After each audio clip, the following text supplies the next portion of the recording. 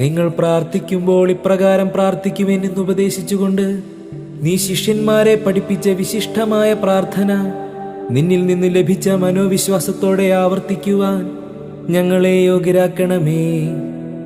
ആവൂന്ത് വശ്മയ്യ Neskandeshma Tese Malkusa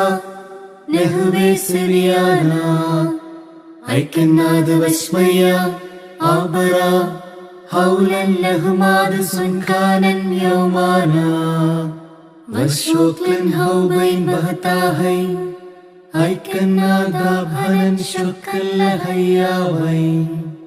Ulatalan Nasyona Ella pasal min bisha Metol de dilahi malkusa Uhaila usash bahuta